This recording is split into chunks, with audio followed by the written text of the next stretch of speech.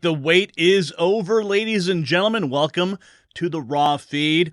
Yes, it is a late night here at the Next News Network, but we're the show that brings you the stories they don't want you to hear. I'm your host, Gary Franchi, and tonight we're not just delivering the news, we're making you a part of it. So buckle up, because we're about to reveal will shake you to your core. From the Trump assassination attempt cover-up to Kamala's slave-owning ancestors, we're exposing it all. But here's what makes tonight special. I'll be showcasing your comments from the live chat throughout the show, because your voice matters here on the Raw feed. We'll also be checking the Next News Network X feed in real time. If you are not following us there, you need to. So we'll be bringing you the latest breaking updates as they happen. Oh, and a quick update. Yes, we have fired Jacob Stones. Turns out that having an AI chatbot as a co-host wasn't the brightest idea. I mean, who knew that artificial intelligence could be so artificial, right? So if you think that we're doing a good job here, head on over to Rumble to drop a super rant or hit those donation links in the description. Your support keeps us exposing the truth they don't want you to know. So grab your popcorn, charge your devices, and get ready to participate. This is the Raw feed, where we don't just report the news, we expose it, and we do it with you. So let's dive right into the chat room and see who is here. Loving the 80s song. Carl, go Trump 2024. Angel, at least your cam is not choppy. Thank you. We appreciate that. We're getting it dialed in here. Please tell me there's something up because you interrupted my TV viewing. Yes, we have some bombshell news to break for you tonight, so stick around. Oh, and there is Angie. She is tuning in as well. Yes. How you doing, honey? Great to see you in the chat. Who else we got here? Sabrina saying hello. We've got Lily as well, and she says, I am a woman, and I am voting Trump MAGA 2024. Now, sound off from where you are watching from. Just drop your city, your state, your country, whatever. Drop it in the chat so that we can all welcome everybody from all over the world. This is a worldwide broadcast, and there are tens of thousands of people who tune into this show, and we're doing it here for you because we love you guys, and we love the truth, and we love this country, and we just want to see the best that this country can offer. And you guys are part of that because you know what's going on. You tune into the show because you're aware. You're not woke. You are aware. You are awake to the times that we are living in. So that being said, let's go ahead and jump into our first story of the night. Let's see here. We're going to get this all dialed in. Brian, when you are ready, we'll start with our first report that everybody is waiting to. It's the wrong screen.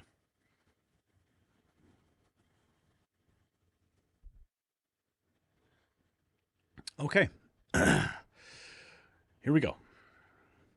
So breaking tonight, a bombshell revelation that could turn the Trump shooter case on its head. The FBI's claims about Thomas Matthew Crook's online past are now being called into question by explosive new evidence.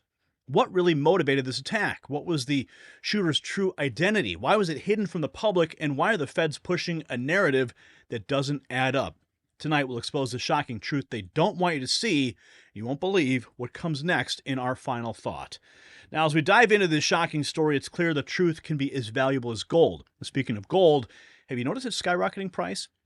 It's not just gold getting expensive, our dollar is weakening. Just as we're uncovering inconsistencies in the FBI's story, smart Americans are discovering the need to protect their wealth. Global Gold Investments, they understand this urgency. They're offering Next News viewers their 5-star treatment and a free 2024 Insure Your Money guide. Don't let your savings lose value while the elites play games with our economy. Call that number on the screen, 888-700-4148, or click the link in the description, IRAGoldproof.com.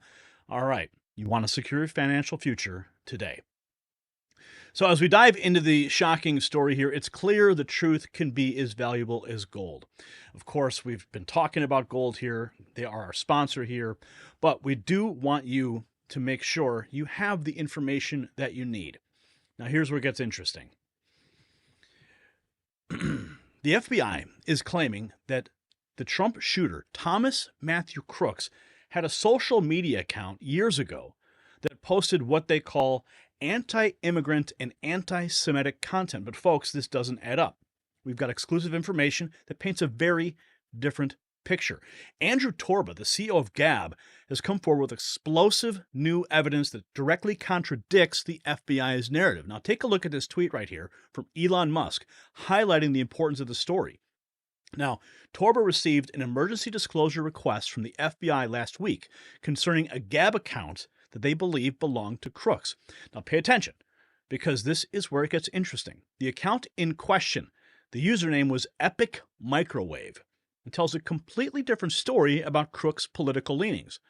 Now, Gab has taken the extraordinary step of sharing part of this confidential request. Take a look at the first page that was sent to the CEO of Gab. Now, why would Gab take such a risk? Well, it's because the truth demands it. And according to Torba, the account linked to Crooks was unequivocally pro-Biden, and in particular, pro-Biden immigration policy. That's right, folks. The shooter, the media has been trying to paint as some right-wing extremist, appears to have been a left-wing Biden supporter. But it gets even more interesting. Take a look at these posts from the account. Now, these are not the words of an anti-immigrant extremist. These are the words of someone who supported lockdowns and Biden's immigration policies. It's a complete 180 from what we are being told. Now, let's connect the dots. The FBI claims Crooks had anti-immigrant views in 2019 and 2020, but Gab's evidence shows that as of 2021, he was praising Biden's immigration stance. So are we supposed to believe this guy did a complete ideological flip in a matter of months? Or is someone not telling the whole story? Now, this revelation raises serious questions about the FBI's handling of the case. Are they pushing a narrative that fits a certain agenda? And if so, why? And what don't they want us to know about the real Thomas Matthew Crooks? But there's more. Torba took an enormous risk by releasing this information because he knows from experience that going against the DC consensus can bring some serious heat. Now, Gab has already faced politically motivated inquiries from the House Oversight Committee and the January 6th Committee. By exposing the truth about the shooter's political leanings, Torba is painting a target on his back. So ask yourself, why would he do this if the information wasn't rock solid? What does Gab gain from contradicting the FBI's story, knowing the political consequences? Now, these are the questions the mainstream media should be asking, but they will not. They're too invested in their narrative of right-wing extremism to consider any evidence that doesn't fit their worldview. But you, the American people, deserve to know the truth. You deserve to know if you are being manipulated. You deserve to know if the very agencies tasked with protecting you are instead pushing political agendas. Now, if you got value from this report, tap subscribe. It's time for my final thought. Now, the twisting of this shooter's story isn't just about one incident. It's a symptom of a larger problem in our republic. We're seeing a narrative carefully crafted to fit an agenda, even when the evidence tells a different tale. This is not journalism. It's propaganda, and it's happening right under our noses. The FBI, the mainstream media, they seem more interested in pushing a particular viewpoint than in presenting the facts. Now, this case exposes the fragility of truth in our information age, and it's up to us, the American people, to question, to dig deeper, and to demand transparency because our liberty depends on it. Now, let's get your reactions in the chat room. What's up? Corrupt system slave. Hello. West Virginia in the house. Trump Pence defunct. Trump Vance is in the house. All right, what else we got going on here? Sergio from Texas signing on. Mind control like they did on Oswald. Could it be a Communist party job? Thanks, brother, for all you do. Thank you, Gordon, for signing in and participating. Everybody, thank you for joining us tonight. We've got a lot of news we're going to get at. Let's see what else here. This is from Cinema. Even Canada. All the people don't trust any more of their liberal leaders, the left leadership of government. The left leaders are now going to suffer all the bad they did to all the people. I missed that one. Yes, Gary, I'm here. What's up? Jeremy Olson in the house. What's up to all of our moderators? Keeping the chat clean of all the trolls. But, sometimes we like the trolls. The trolls kind of keep it lively, don't they? All right. Let's see. Utah's in the house. Utah for Trump. What's up? California. Miss Tamika is here. What's up, Miss Tamika? Good to see you. Yeah. Here's one. They call Trump supporters. Where is it? They call Trump supporters weird while they cheer. Yeah, dark times indeed. Where is the translate button? It's not in Chinese. I don't know. I'm not speaking Chinese, am I? But you want me to speak Chinese? Maybe we can get an app for that. Ryan says, trolls help us know that we are winning. If they don't feel the need to troll, that would mean they feel too confident. Gotta love those trolls. What's up, Florida? For Trump. California in the house as well. Good to see you. Deborah, East Texas in the house. Missouri for Trump. Brandon is here. Pittsburgh is here. Behind enemy lines. Trump won Kenobi. That's funny. So everyone is checking in. It's great to see everybody. We got to get to this next story here. We will be checking in with the live feed. We've got that going too to get the latest updates on all this news. There's so much. I mean, I've actually bookmarked some interesting stuff to show you guys a little bit later. So we will get into that. Now let's get into our next story because that's why you're here.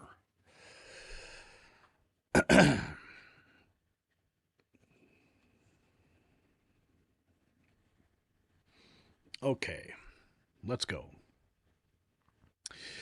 Breaking tonight, a chilling prediction of another assassination attempt on Trump vanishes into thin air. Was it deleted to cover up a massive security failure?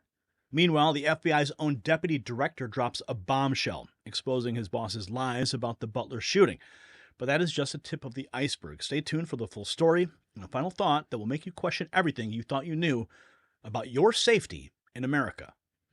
And just as the Secret Service failed to protect Trump, your savings are under attack from a weakening dollar. Like the shooter evading security, inflation is sneaking up on your wealth. Don't let your financial future become a target. Just as Trump survived thanks to luck and God's protection, your money needs real protection. Global Gold Investments, they offer the security your finances deserve. Call that number on the screen, 888-700-4148. Mention Next News for VIP treatment from America's conservative precious metals dealer. They're offering a 5-year IRA fee waiver on qualified rollovers. Call 888-700-4148 or visit IRAGoldproof.com. You'll find it linked down below. Protect your wealth before it's too late. Now, folks, what we're about to reveal will shake you to your core. The attempted assassination of President Trump is far from a closed case. In fact, it's unraveling faster than a cheap sweater. Let's start with this bombshell. President Trump himself is pointing fingers at the very agency sworn to uphold justice. Just take a look at this post that he shared on Truth Social. That's right, Trump is suggesting FBI Director Chris Wray might be involved in his assassination attempt. But it gets worse. Wray had the audacity to claim that Trump wasn't hit by a bullet but by shrapnel. Well, his own deputy just threw him under the bus.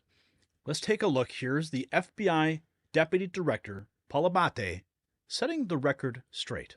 Take a look. Thank you, Mr. Chairman. Mr. Abate, am I saying your name right?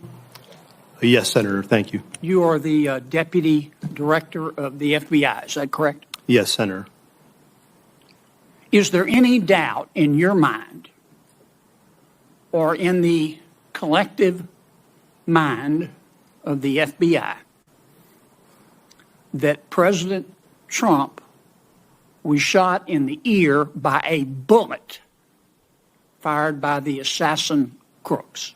Senator, there is absolutely no doubt in the FBI's mind whether former President Trump was hit with a bullet and wounded in the ear. No doubt, there never has been. Okay. I've been part of this investigation since the very beginning, and that has never been raised. You're sure? Yes. It wasn't a space laser? No, It wasn't a murder hornet. absolutely not. It wasn't Sasquatch. No, Senator. It was a bullet It was a bullet, Senator. 100%. fired by crooks Yes, sir. that hit President Trump in the ear and almost killed him. 100%, Senator. Okay, glad we cleared that up. Oh, wow. So now we know. No space lasers, no murder hornets, no Sasquatch, just a bullet, plain and simple. So Ray's credibility, what credibility he had left, completely gone, like a snowball in July. But the Secret Service is not off the hook either. Yes, take a look at this. A whistleblower from within their own ranks dropped a truth bomb that is sending shockwaves through Washington. Now, this counter sniper warned of another possible assassination attempt before November. And guess what? The email you're seeing right there mysteriously vanished faster than Hillary's emails. When confronted about this vanishing act, the acting Secret Service Director, Ronald Rowe Jr., he did what bureaucrats do best. He dodged. Now watch as he squirms under the questioning. Let's roll it. Director Rowe, I want to come to you first because a counter sniper has decided to speak out about the culture at your agency, and I think it is very telling. And he sent an email, and I'm going to quote from that. If this agency needs to change, and if not now, when? The next assassination in 30 days? But here's what I want to talk with you about, because in this email, he says, and I'm quoting again, the motto of the USSS is CYA. And every supervisor is doing it now. That's the end of his quote. So you're the guy in charge.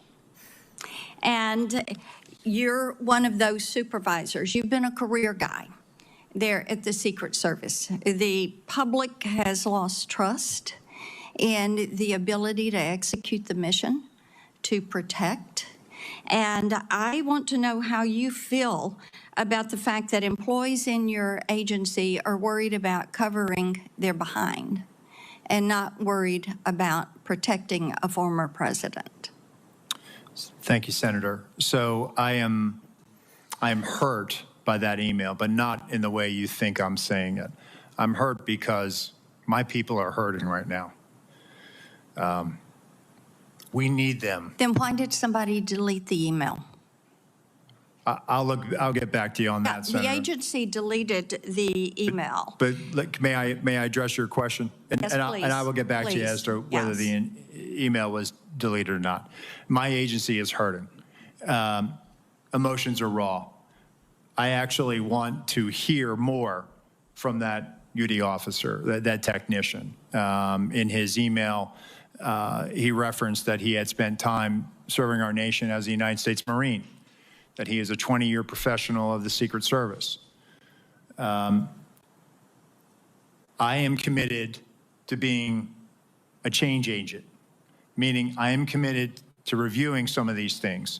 I looked at the points in his email very quickly. I saw it as I was on my way over here this morning. Deleted it. I want to have further conversations, not only with him, but also the counter sniper supervisors. If I may step back in, sir. Yes, ma'am. All right. So you want to talk with him. What about other whistleblowers? What about this culture? Are you going to allow these whistleblowers to speak out? Because it is troublesome if somebody went into the server and deleted that email. Mm-hmm. Absolutely troubling. But Rowe's tap dance didn't end there. He then had the gall, you ready for this, to blame cell phone issues for their failure to launch a counter-drone system. That's right, folks. The agency protecting our president was foiled by the same problem that you have trying to post a selfie at a crowded concert. Well, here's Rowe admitting that they might have stopped the shooter if only their phones had better reception. Watch.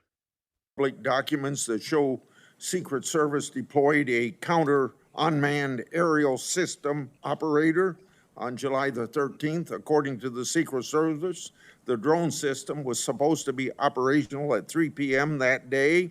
However, we've been told by Secret Service that because of cellular bandwidth problems, it wasn't operational until about 5:20 of that day. If the system was operational, Secret Service would have had the ability to detect the shooter and his own drone use. Why is the Secret Service dependent upon local cellular network? Does the Secret Service have a backup plan in place? Yes, thank you, Senator. And that is something that I briefed in the closed door, and again, something that has cost me a lot of sleep because of the eventual outcome of the assailant. That what if we had geolocated him because that counter-UAS platform had been up? It is something that I have struggled with to understand, and I have no explanation for it. It is something that I feel as though we could have perhaps found him. We could have maybe stopped him. Maybe on that particular day, he would have decided this isn't the day to do it because law enforcement just found me flying my drone. People fly drones all the time on the peripheries of our sites. And we go out and we talk to them and we ascertain what their intentions are. On this day in particular, because of the connectivity challenge, as you noted, there was a delay, and he flew his drone at 3:51 approximately. So moving forward, we are leveraging resources from the Department of Homeland Security and others to make sure that we have dedicated connectivity so that we're not reliant on public domain, so that we can ensure that whatever assets we have in place, those assets are operational. And that is my commitment to you, that we are going to make sure we're going to do that, and that is something we are moving out on. Can you believe that? You'd think that the greatest nation on earth, with the greatest military on earth, would have had another way to connect to their own drone to survey the site. But the assassin, he had no problem. He could get his drone up just fine. But the Secret Service, wow, raises a lot of questions. Maybe we could have stopped him. That's what he says. Maybe. Is that the standard we're setting for presidential protection now? So let's recap this. We've got an FBI director contradicted by his own deputy, a Secret Service deleting warnings of future attacks, and cell phone issues preventing them from spotting a threat. It's like a Three Stooges routine, except the stakes are life and death. And let's not forget the shooter himself. We're expected to believe that a 20-year-old mastermind single-handedly outmaneuvered multiple law enforcement agencies, flew drones undetected, and pulled off a shot that would make a Navy SEAL jealous? All while law enforcement twiddled their thumbs. Think about that. If you got value from this report, tap subscribe. My final thought is now. Americans, the pieces of this puzzle don't fit. We're left with more questions than answers. How did a lone gunman outsmart our nation's top security forces? Why are officials contradicting each other? And who benefits from this chaos? The deleted email, the conflicting statements, the convenient technical failures? It all reeks of a cover-up. Are we witnessing a deep state operation unraveling before our eyes? Or is this just breathtaking incompetence at the highest levels? Either way, our republic is at risk. Stay vigilant, demand answers, and remember, in a world of lies, truth is the ultimate rebellion. Now let's check back with the chat and get their reaction on this story. Let's see. First up, we've got Janie. We've been called a lot of things. Deplorables, ultra MAGA, MAGA extremists, listless vessels. Now we're being called weird. Yes, that's the new narrative that's being pushed. Let's see, Vicky. Vicky says, he was planted. We don't have all of JFK's yet. Probably have to wait another 60 years. All should be charged, says Bitter Lily. A whistleblower will not be alive soon. 8,000 Secret Service agents employed. 8,000. And they don't even have cellular service to put a drone in the air. Unbelievable. Andy says, he says one word. I missed it. Oh, here it is. One word. What is that word? Obama. Cher says Secret Service declined local law enforcement offer for their drones. Wow. What next are they going to call us? That's the question, isn't it? All right. Let's jump into our next story here.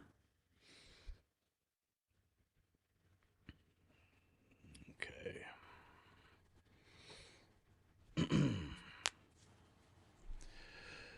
This one's interesting, folks. Really interesting. Are you guys ready? I am. Do you guys miss Jacob? Jacob Stones? Yeah, we had to give him the boot. I saw your comments. I was reading your comments from last night's stream, and it was kind of a mixed bag. A lot of people were like, yeah, I like the Jacob character. A lot of people are like, no, don't do that. Don't do that. Let me just clarify. We were just testing it out. It was something I wanted to try to see how we could interact with an AI chatbot. But I felt it was kind of clunky. It took too long to reply. And, of course, you know, it had its own set of issues. But we did get it to read and analyze Elon Musk's tweet. I posted a short on that, and it's on the YouTube channel, it's on Twitter, it's on Instagram. It was a really funny moment from last night. So if you want, you can go check that out. Okay, let's jump into this. Is America's second in command hiding a shocking family secret? Vice President Kamala Harris's call for reparations has unleashed a firestorm of controversy. But the real bombshell? Her own ancestors' ties to slavery. Tonight we expose the truth behind Harris's family tree and how it conflicts with her public stance. Plus, we'll show you the jaw-dropping campaign appearances that have everybody talking. You won't believe what we've uncovered in this next News Network exclusive. So stay tuned for my final thought. It is a game changer. Now, folks, before we dive into this explosive report, let me tell you about a crisis that's hitting Americans hard. Just like Kamala Harris' campaign is full of hot air, your home might be too, and it's costing you big time. A shocking 20 million households are behind on their power bills, with some owing a whopping 13 million. But there is a way to beat the heat and the greedy power companies. I found a magical device that's slashing my AC bills faster than Kamala changes her positions. Now, this mini AC unit makes any room icy cold in minutes and could be a lifesaver during blackouts. Visit the link down below, easysummercool.com, or click the link below for up to 60% off today. Now, let's get back to the heat that Kamala is facing. That's right, Vice President Kamala Harris is under fire for her stance on reparations, given her family's slave-holding past. A British historian dropped a bombshell revealing Harris's link to Hamilton Brown, a notorious Irish slave owner who ran Jamaican plantations and fought against abolition. This Daily Mail headline, it says it all. Harris' great-great-great-grandfather owned over 120 slaves and actively opposed ending the slave trade. Yet here's what the vice president had to say about reparations. Watch. Should black people get reparations? I think there has to be some form of reparations, and we can discuss what that is. Should black people get reparations?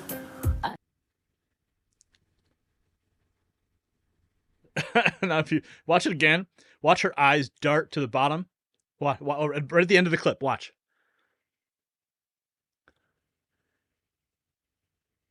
Yeah, you see that she's like, yeah, my family owned slaves. So does that mean Kamala's got to open up her wallet? That's right. She's pushing for reparations while her own family benefited from slavery. The hypocrisy is staggering. And critics are now questioning Harris's authenticity. Listen to what Jason Whitlock recently had to say. Listen to this. Kamala is an affront, and I don't say this but just her pretending to be a black woman. That's an affront to me. That's not out of some racial pride of, hey, I don't want you in this group, but it's just she's piggybacking something that her family heritage has nothing to do with. Her mother's an Indian, her father was from Jamaica. She's not a part of the people that are whose ancestors were slaves. This is just like a grift. She's no different than Barack Obama used it as a grift to advance his career. We got to cut this out, and we got to call this out for what it is. This is a grifter who's a Marxist, believes in equity, and has been raised in that Northern California, San Francisco, elitist, socialist, communist mindset. And just go look at San Francisco, and is that really what we want for the rest of the nation? We got to call it out. And by the way, I think you can see this I don't know if you've noticed this, but when Kamala Harris is talking if she's speaking to or campaigning in front of black people, she suddenly gets like black dialect creeping into her speech. But when she's not in front of black people, not pandering to them, it's nowhere to be found. That's code switching or what. Do it all the time. And that's why we have to, myself, I'm a believer, all these identities that we're taking on that have nothing to do with Jesus Christ, they're all a burden. And so this black identity and people waking up every day trying to prove how black they are, and you can prove you're black, vote for Kamala Harris. I wake up every day, and we all need to start waking up every day, those of us that are believers. I just want to prove I'm a Christian, and just leave it at that. And all these other things are a distraction that are actually killing, harming us. And it's why, again, we have drag queens in schools, and why we have just all the chaos. We're destroying ourselves with our idolatry.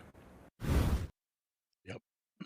Now, Whitlock's words you heard there cut deep, suggesting Harris is misrepresenting her heritage for political gain. But it doesn't stop there. Harris's campaign is a masterclass in pandering. Watch how she talks to drag queens in Los Angeles. Watch. We are all in this together, and your vote is your power. So please make sure your voice is heard this November and register to vote at vote.gov. Can I get an amen? Amen! Now on with the show. And remember, you better vote. Wow. How cringe was that? Now let's compare that to her speech in Atlanta. Watch. And you all helped us win in 2020, and we're going to do it again in 2024. Yes, we will. So let's get right. Yeah. Yes, we will. You know what? That's going to be the next rallying cry. Yes, we will. They're going to try and piggyback off the Obama brand, and it's already happening. There's a lot of people who are saying that she is carrying this Obama-esque momentum. But that clip compared to the previous one is like watching two different people. So the flip-flopping is why many are calling her the fakest politician in history. But wait, it gets worse. At a recent campaign rally, Harris featured a performance by Megan Thee Stallion that is raising eyebrows. Now watch. Hey! Hey! Hey! Yeah!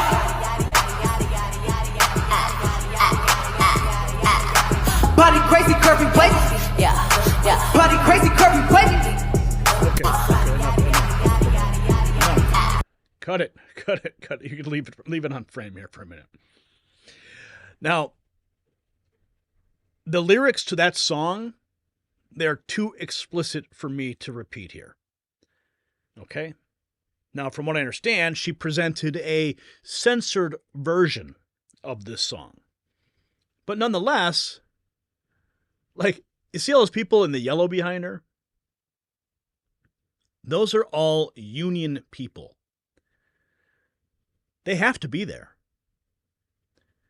And I could only imagine the level of cringe some of those people are standing there just watching this. just booty shaking. And I mean, it's probably the reason all those people are in that audience is because they want the free show from Megan Thee Stallion, not for Kamala Harris. But is this the example that our vice president wants to set for young Americans? Meanwhile, real Americans are speaking out. Here's what one Trump supporter at a Trump rally had to say. Watch.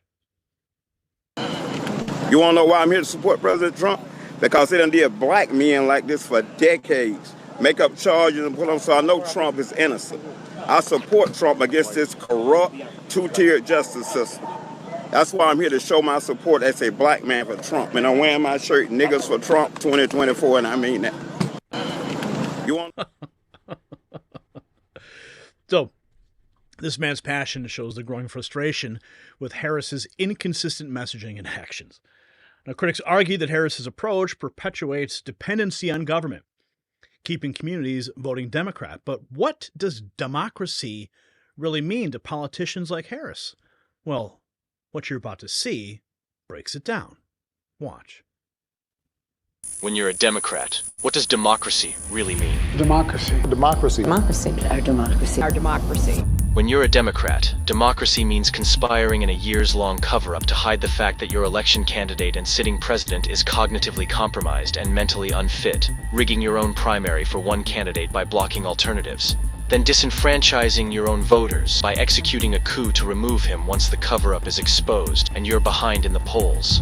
When you're a Democrat, democracy means censoring the internet, attempting to destroy anyone who opposes it, and employing U.S. intelligence agencies to outsource First Amendment violations to third-party surrogates.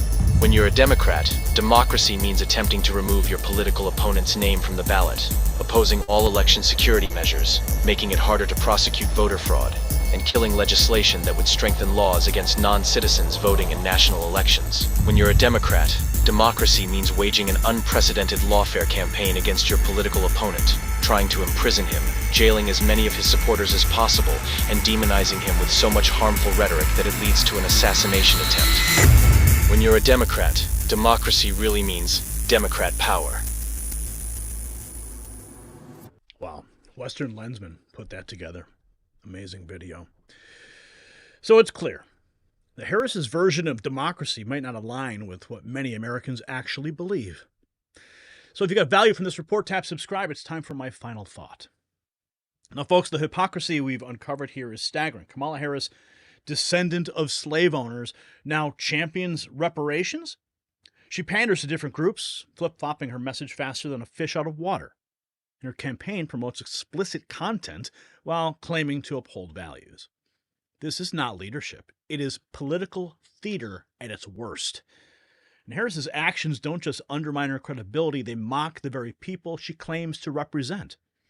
As vice president, she should be uniting our republic, not dividing it for votes. It's time for Americans to wake up and see through the charade because our future depends on it.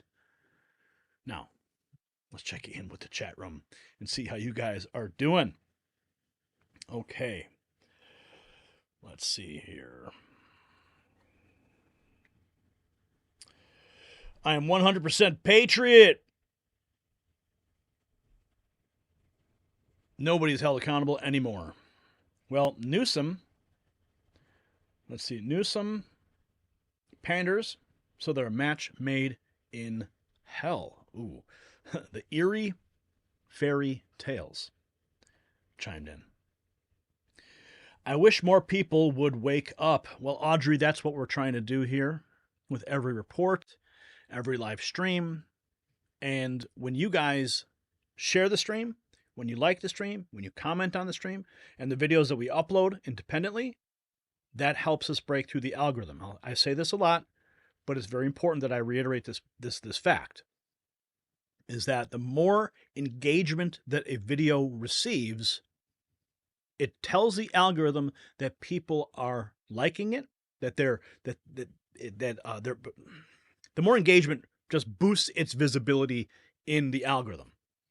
Now, we are heavily censored here at the Next News Network on YouTube. We've been demonetized for going on 19 months now. So every single action that you guys take it helps tremendously. Now, we've asked for donations. If you can give, thank you.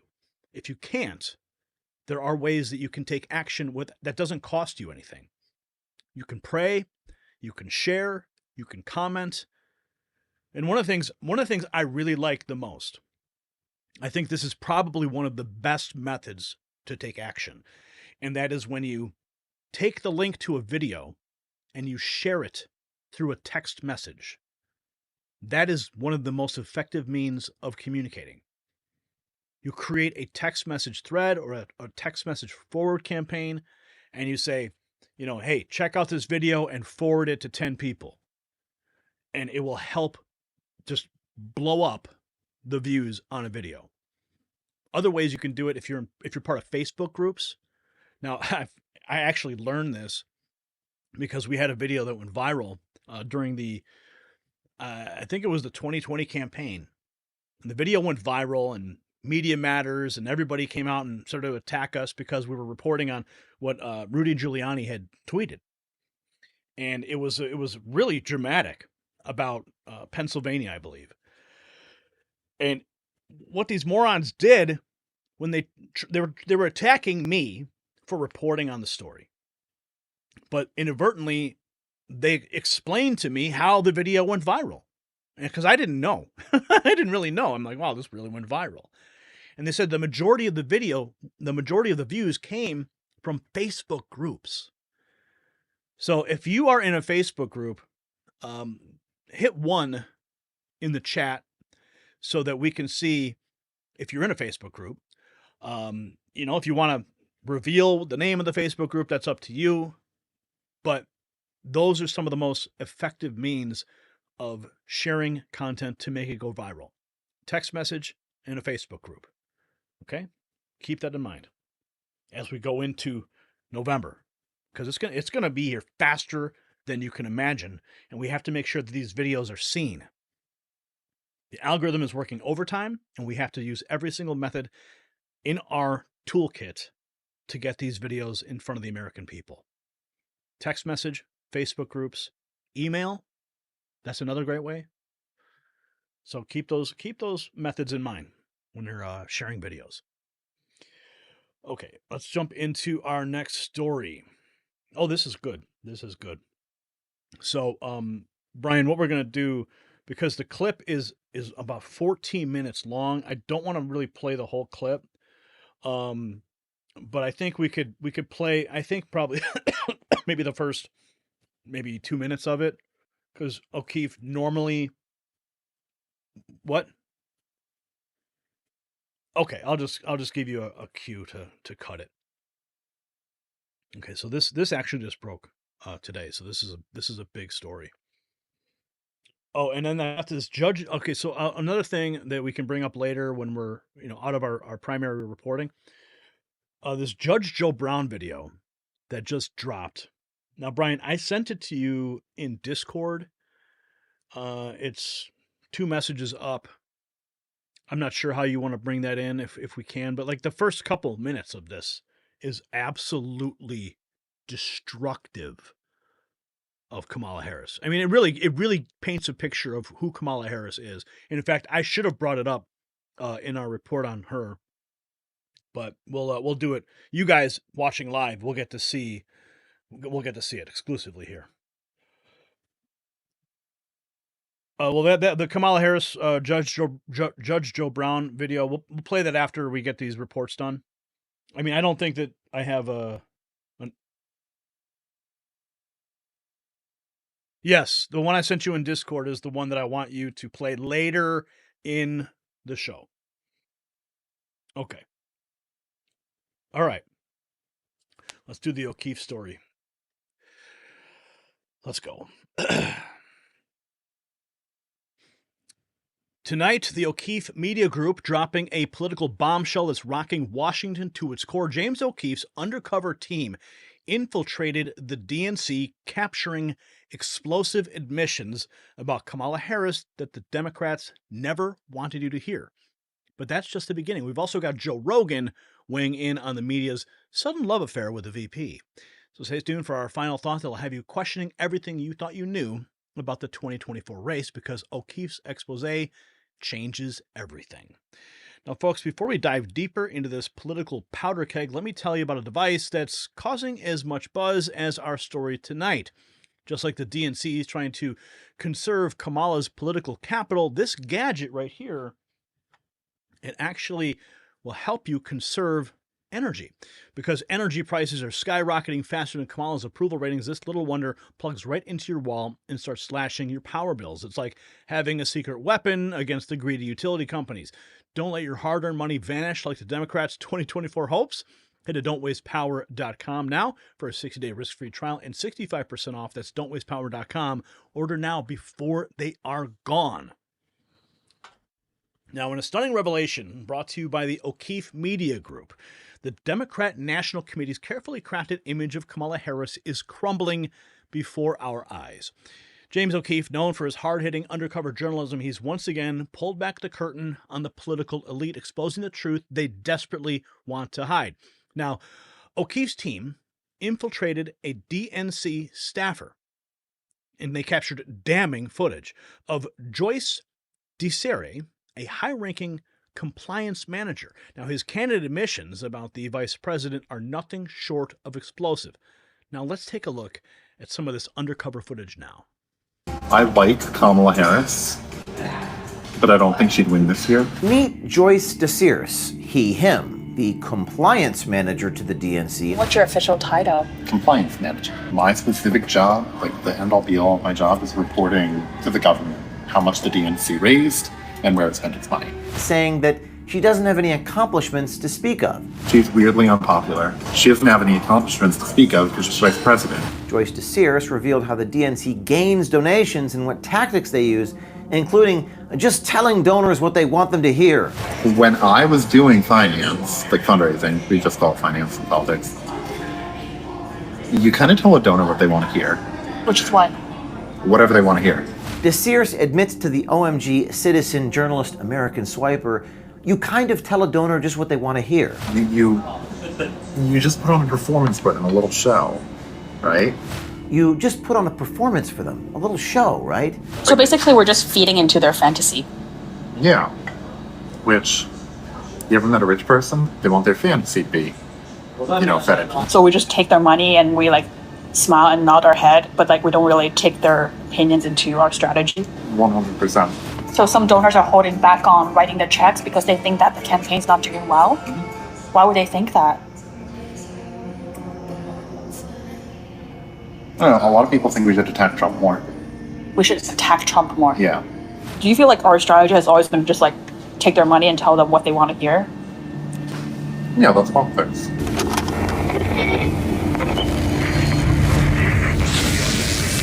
There's always been an artifice that pervades our politics in this country, with people never willing to say out loud what the truth is. And the political marketing industry, masquerading as journalists, participate in that lie. But every once in a while, we manage to catch them being honest. And when we do, they tell you the truth, what they really think, what they really believe, what they won't say in public for reasons that are themselves important. And they tell you things like this. And what's your official title? Compliance manager. You're the only person. Yeah. I don't manage anyone. I mean, you manage compliance. That's huge, right? I mean, there's a lot of legality involved, I imagine. I can't say I manage the compliance department because I don't. There's no department to manage. I manage me. And remind me what compliance means again?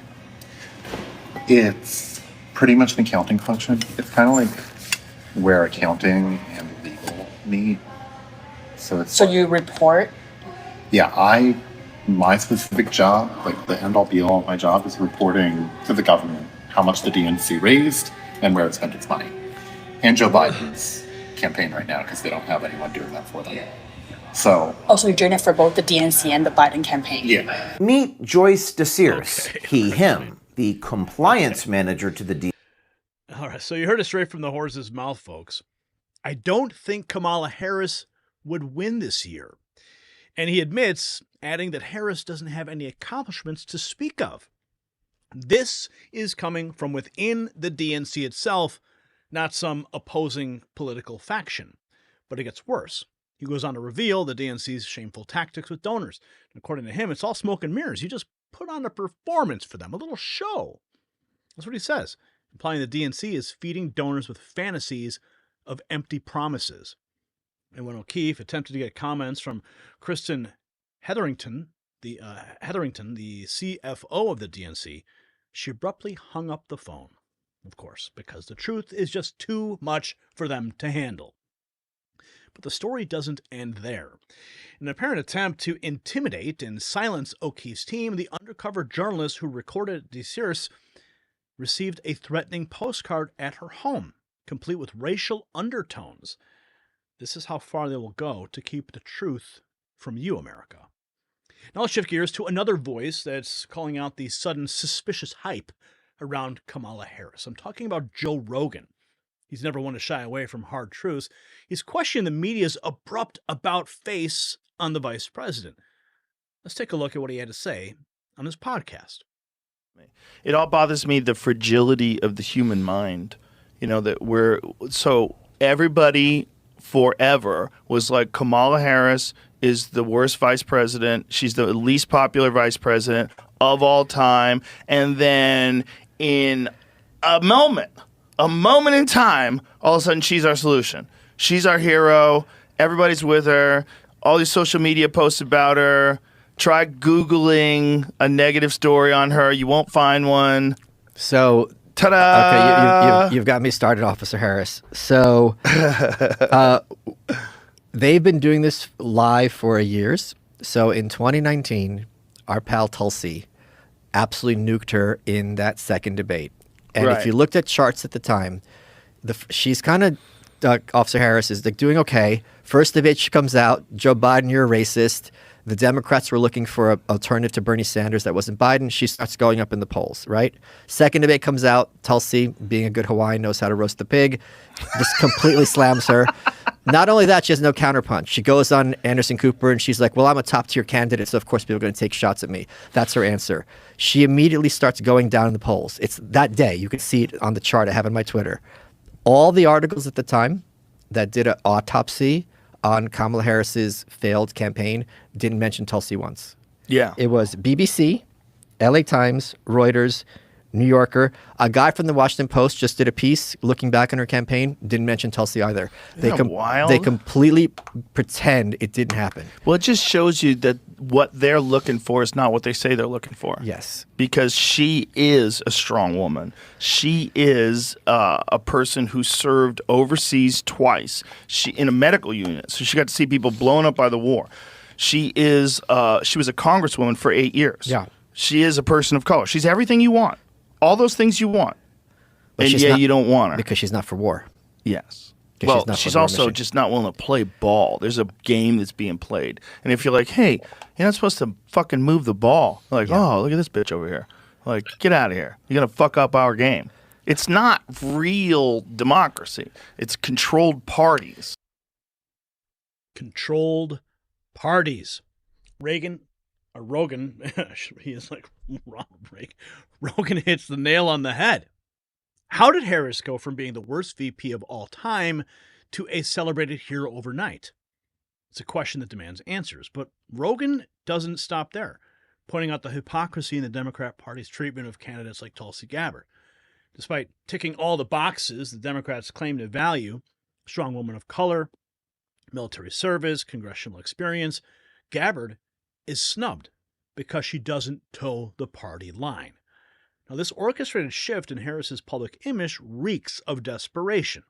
It's clear the Democrat establishment is in panic mode, realizing their chosen candidate lacks the substance and popularity to secure victory in 2024. So, my friends, the pieces are all falling into place. It's revealing a coordinated effort to manipulate public perception from the DNC's internal doubts and deceptive donor practices. Don't forget what's happening with Act Blue. And, of course, also the media's sudden glowing coverage of Harris. We're witnessing a political machine in crisis mode. Now, to be clear, it's not just about a candidate or election. It's really about the integrity of our political system and the respect for the American voters' intelligence. The DNC, the mainstream media, they seem to believe they can just rewrite reality overnight, banking on the hope that you won't notice or you won't care. But thanks to the brave work of journalists like James O'Keefe and voices like Joe Rogan, the truth is coming to light. So it's up to us, the American people, to decide what we do with this information. Remember what I told you? Share this video. Text it to a friend. Post it in a Facebook group. That is what we need to do. So if you got value from this report, tap subscribe. It's time for my final thought. So America, this is not just about Kamala Harris or the DNC. It's about our right to truth in our republic. When political insiders admit to empty promises and media manipulation, it's a direct assault on our democratic processes. We're witnessing a dangerous game of smoke and mirrors where public opinion is being engineered, not earned. So it's up to us, the vigilant citizens, to demand transparency and hold our leaders accountable. Our votes, our voices, our future, it is time that we take them back. Now let us check in with the chat. Bitter Lily says that she's been banned from Facebook. Yeah, I've been in Facebook jail a couple of times. Yes, I have. Okay, let's see what else is going on in the chat room here. Every time I attempt to text, spooky window pops up. Block report. Oh, that's kind of scary. Description is a key element. Smoke and mirrors, straight out lying to your face, says Paul. Search and Destroy says, great show on the Next News Network. Search and Destroy. Thank you for that. If Trump doesn't win, we know it's absolutely a lie, as it was last time. Okay.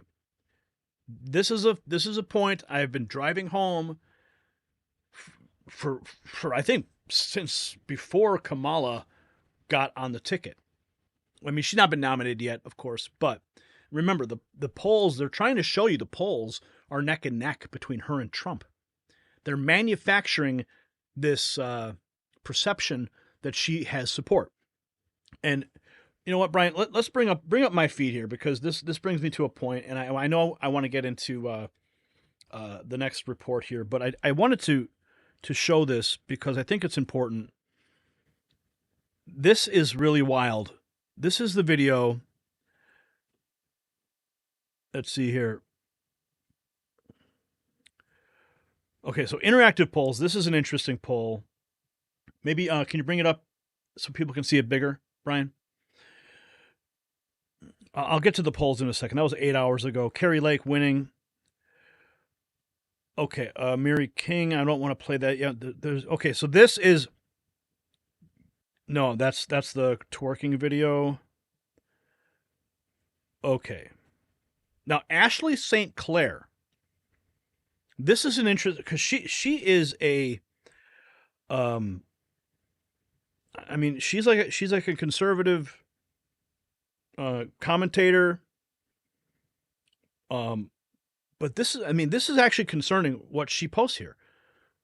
Kamala has Obama-level energy behind her. Anyone denying this lives in La La Land. So look at the video she's posting here. Look at the stadium. Look at all those people. I mean, where did those people come from? All of a sudden? I mean, the Democrat ticket had zero energy behind it. Of course, you had Sleepy Joe. And now, it seems like the astroturfing that we talked about yesterday is kicking in. The artificial inflation of the poll numbers is kicking in. The media narratives are kicking in. And they're trying to revive this dying campaign. Now, what's interesting is how Mr. Reagan responded to this. He says, I think they're paying the audience. Now, this is a point here. Look at these people. I brought this up earlier. Those people in yellow. Look at their shirts. You see them? Those are all union people. Why would they be wearing yellow all together? Whenever these union people, AFL-CIO or whatever they are, we all get together. They all wear the same T-shirts so that they can all be identified, because they want their union to get all the credit for being supporting. So this is just another symptom of that, of the astroturfing. How many of those people were brought in on buses? How many people were paid? Remember the story we did about the paid influencers? $150 to make a post. $150 to make a post. So none of this can be actually chalked up to being real or organic. This is all artificial. And this is a scary visual. I'm not going to admit it. When I saw it, I said, "Holy cow!" But then my reality kicked in. I said, "Wait a second. This is AstroTurf. Clear." So, and then I saw this. Look at this cool statue. I'm like, man, where can I get a statue like that? I don't know who's making that, but that's like, I got this bronze bust of Trump here. I keep it on my desk. But this statue you're looking at, that is epic. I would love to know where that came from. Maybe some of you guys in the chat know. I don't know. I tried looking it up. I did a reverse image search on it. I could not find out where it came from. Pretty cool. Billy Edwards says, "Yep, they are paid. It's very artificial." Yes, they are. Look at those people. I mean, it looks like a Trump rally. This is in Atlanta today. Oh, yeah. Daniel, we're going to play a clip of that Joe Brown video in a minute. I want to get through this next story, and then we'll play it. I mean, I only listened to the first couple minutes of it, and I was like, oh, man. I couldn't believe what he was saying. Danny says the Democrats were caught smurfing. I had to look that up. I'm like, what's smurfing? Yeah.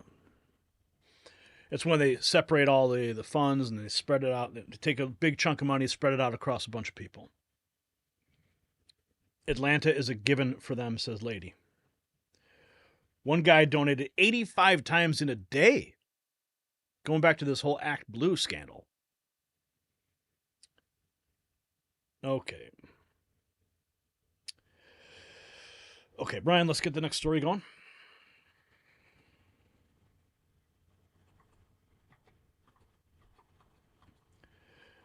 Okay.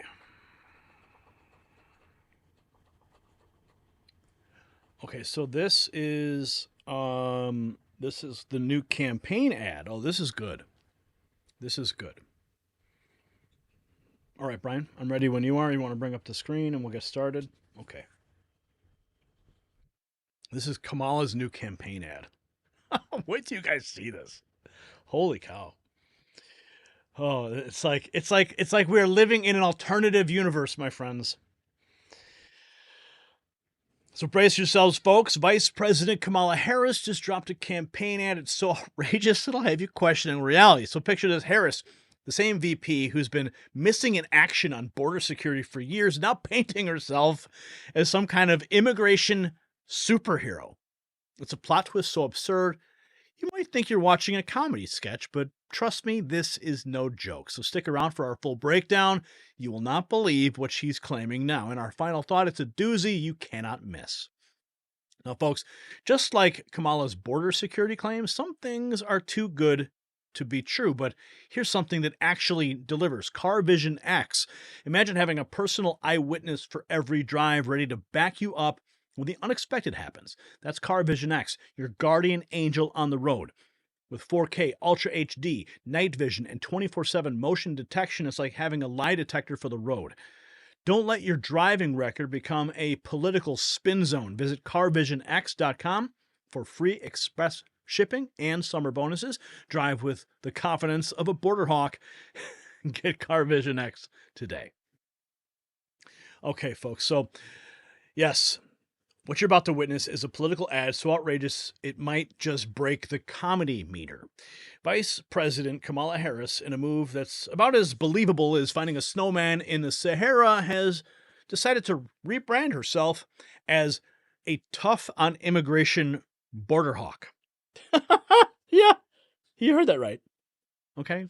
The same Kamala Harris, who's been missing in action on border issues, is now trying to convince us she is the champion of border security. So, join me. Let's take a look at this masterpiece of political theater. On the border, the choice is simple. Kamala Harris supports increasing the number of Border Patrol agents. Donald Trump blocked a bill to increase the number of Border Patrol agents. Kamala Harris supports investing in new technology to block fentanyl from entering the country. Donald Trump blocked funding for technology to block fentanyl from entering the country. Kamala Harris supports spending more money to stop human traffickers. Donald Trump blocked money to stop human traffickers. Kamala Harris prosecuted transnational gang members and got them sentenced to prison. Trump is trying to avoid being sentenced to prison. There's two choices in this election: the one who will fix our broken immigration system, and the one who's trying to stop her.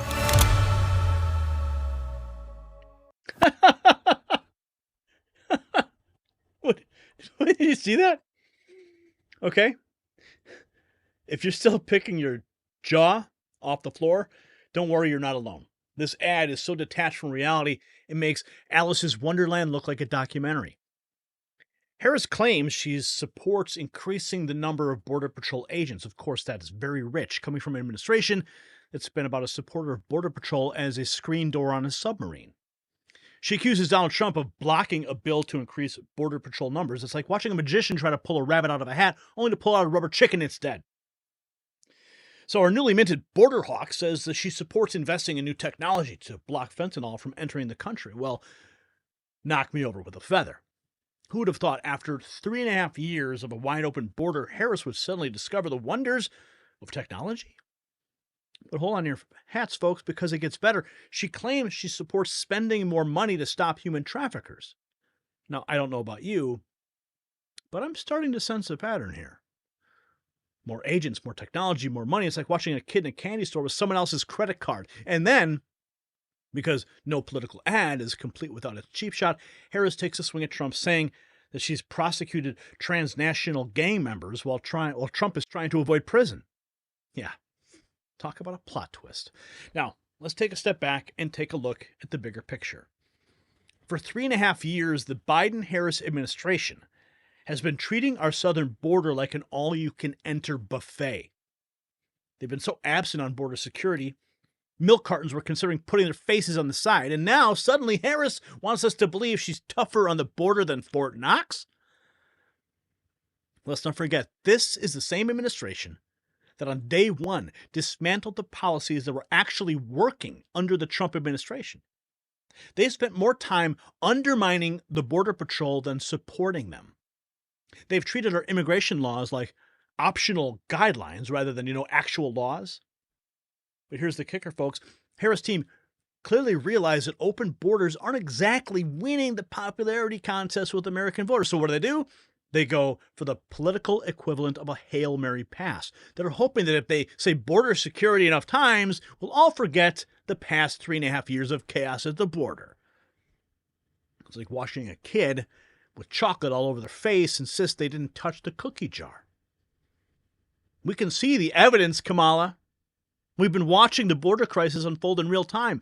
No amount of slick campaign ads can erase that reality. So this ad is a masterclass in political spin. It's so brazen, it's so audacious, that almost circles back around to being admirable. Almost like we're watching a high wire act, only instead of a tightrope, they're trying to walk on a strand of spaghetti. And the cherry on top of the sundae of absurdity, the ad concludes by claiming there are two choices in the election: one who will fix our broken immigration system, and the one who's trying to stop her. I don't know about you, but I had to check my calendar to make sure it wasn't April Fool's Day. If you got value from this report, tap subscribe. It's time for my final thought. Now, folks, this ad is not just a wake-up call or a laugh, okay? It shows how far some politicians will go to rewrite history and to dodge accountability. Harris's Border Hawk act isn't just comedic gold. It's a slap in the face to every American dealing with the real consequences of their failed policies. It's a reminder to look beyond the slick campaign promises and judge leaders by their actions, not their ads. So as we head into this crucial election, November is just around the corner. It'll be here faster than you know it. Remember, the border crisis isn't a punchline. It's a real issue affecting real lives. So don't let political theater distract you from the truth. Now let's check back in with the chat and see how everyone is doing. There are only two choices, and it's Trump Vance. I like that comment. That was good. That was a good one. The Harris ad is unbelievable. Lie after lie after lie, but she hasn't been to Europe either. Remember that one? The White Knuckler. Thank you, Gary. God bless everyone. Search and destroy. Everyone, pray for Trump. Amen. CC Ryder, what's up with all the bots? What bots are you talking about? We don't have bots. We shouldn't have bots in the chat. Okay. Trump had the border closed and everything else was lies. Yeah. Okay, so Brian, if you want to get that Judge Joe Brown thing, we should all watch it together because I think it's I only watched the first couple of minutes. It is so bad what you're about to see. Let me just I'm gonna see if I can cue it up here because I want to get the details behind it. Brian, you can bring it up on the screen here, and then we can get the play going in a second. Let's see here. Just gonna pull up my other phone. Okay, so this is actually from The Art of Dialogue. And Brian, can you bring up the channel so we can see the channel that it was on? I want to make sure these guys get credit where credit is due. I'm not familiar with these folks. They have 663,000 subscribers. And the title of the video is Kamala Harris is not black. She's lazy and flirts to get what she wants. It was released 11 hours ago. Already has 210,000 views. Okay, enough of my talking. Brian, let's go ahead and you can bring that video and let's roll it up. Let's see here.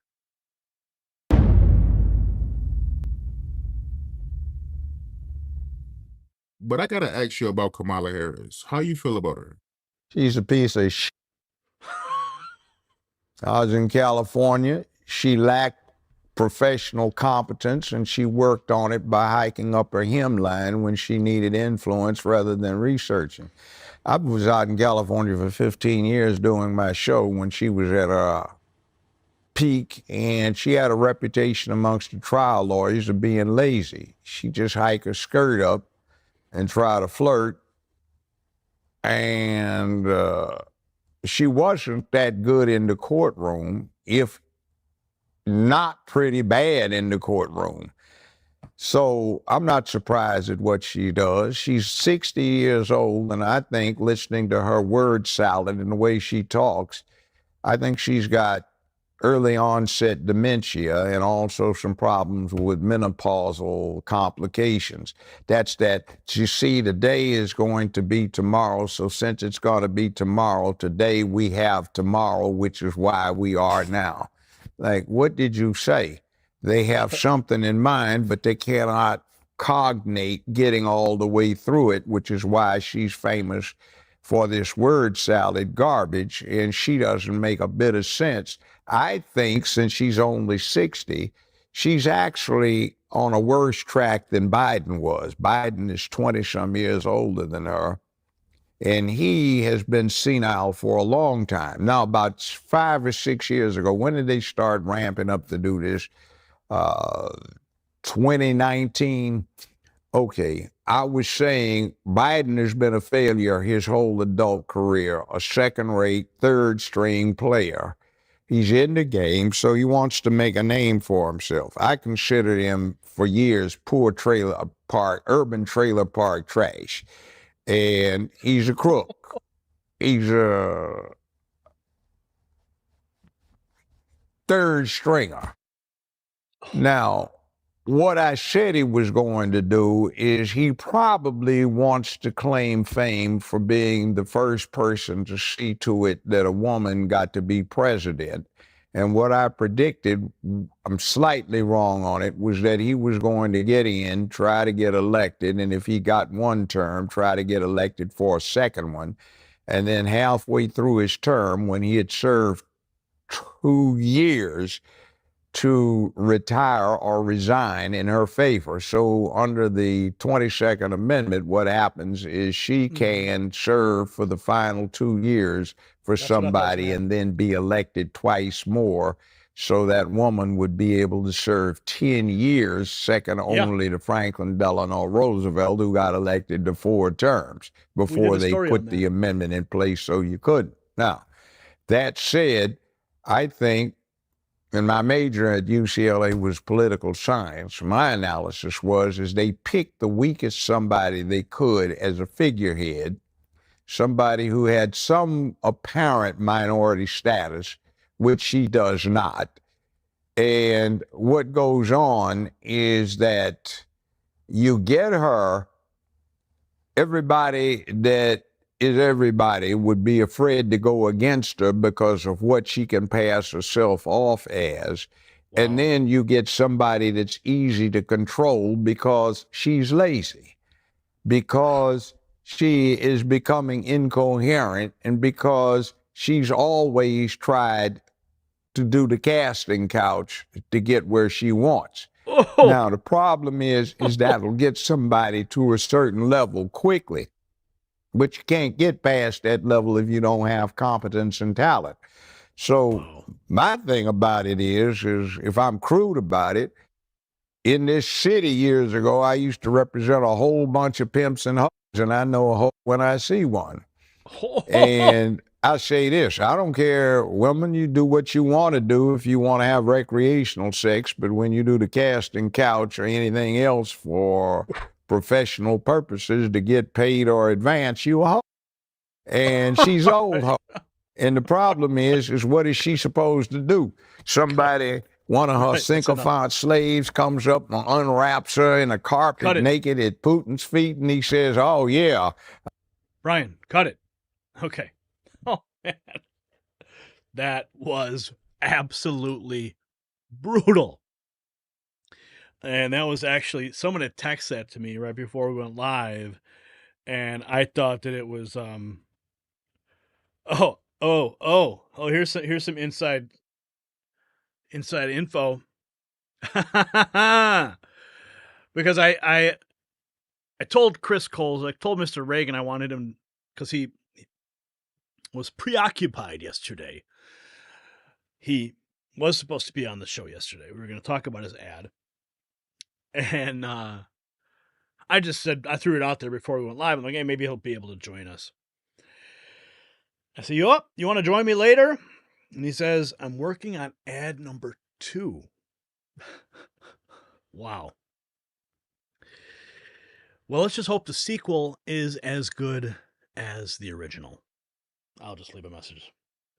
Hope the sequel is as good.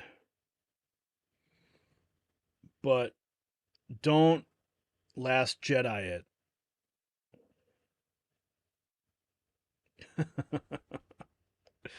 All right, see if he responds.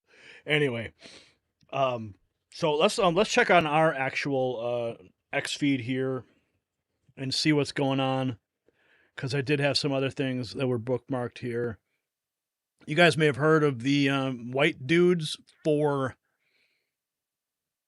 white. Oh, did he respond? He gave me 3 laughing emojis. He says, you will love this. Promise. Okay. All right. Looking forward to seeing it. Okay. Now, you may have heard about this white dudes for Kamala. A friend of mine, Dr. Shannon Croner, she posted this message here. if it's alliteration he wants, the white dudes for Harris are dorky Democrat doo-doo duds with dumb ideas and don't have a chance. White dudes for Harris doesn't get any more cringe than this guy. His points are so stupid. Is this really what Trump is up against? Good plan, buddy. Kamala will definitely beat Trump now. So let's see what this is. Dodge the Vietnam. The thing that I found helpful in my messaging are these three things. And if there's anything that us white dudes like to do, it's to have a good hot take. So as it relates to the debate that Donald Trump said he was going to be a part of, I encourage everyone to use the word dodge. Use dodge instead of backsliding or getting out, because dodge brings up the time that he dodged the Vietnam War with bone spurs. It takes our focus exactly where we want it to be, his cowardly feet. It also has alliteration, and just say it plainly, Donald Trump is dodging the debate. Donald the Dodger. Also, let's talk about Trump's age. Don't say 78-year-old. Let's say almost 80, because he is. And this guy, for the last 2 years, has wanted to make this race entirely about age. You know what, pal? You got it. We aren't running against Donald Trump. We are running against Old Trump. He's an old man with old ideas, and we should say that every day as we communicate. That I don't feel no ways tired. I come too far from where I started from. Nobody told me that the road would be easy. I don't believe he brought me this far to leave me. And you all helped us win in 2020, and we're going to do it again in 2024. I don't. The Suck-a-Lotta Cox, a repulsive figure in our modern political landscape, displays a noticeable physical prowess compared to President Potato Head. She gracefully descends the airplane stairs with a nimble jog, a vast improvement over her kid-sniffing partner. Yet, curiously, this cackling idiot seems to be wearing knee pads beneath her pantsuit, a peculiar choice that raises questions about her behavior and preparation. As the Suck-a-Lotta Cox begins her tour of a single restaurant in Atlanta, the local police and Secret Service seem to have sent their best agents to protect her. As these agents swarm this cackling idiot like liberals fighting over a free gender transition coupon, Kamala seems well protected, even if it is from a far less diverse group of agents. Oddly enough, Agent Fupa and her band of diversity hires are nowhere to be found. However, the Secret Service seems to have recruited Steve Urkel to protect the Suck-a-Lotta Cox. As the Suck-a-Lotta Cox finally takes the stage, she is unable to resist indulging in her idiotic behavior. With a laugh reminiscent of a hyena's fart, she performs her signature restarted seal clap, an action that puts her stupidity on full display. Upon finally reaching the microphone, the Suck-a-Lotta Cox, with her idiotic laughter, cackles and waves to the audience for several minutes. She then spends the next half hour lamenting about her one-eared cheesy poof adversary. You see, friends, the Suck-a-Lotta Cox has no real accomplishments to campaign on. Thus, she resorts to critiquing the mean orange man and attempting to inflame racial divisions in a bid to garner support.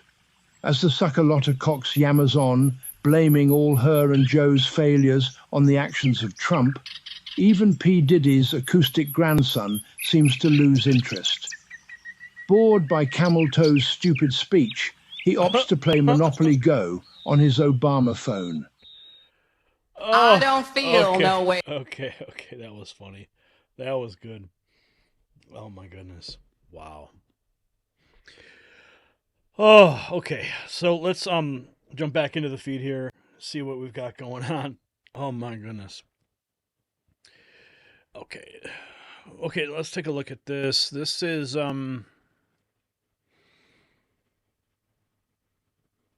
don't want to play a CNN clip.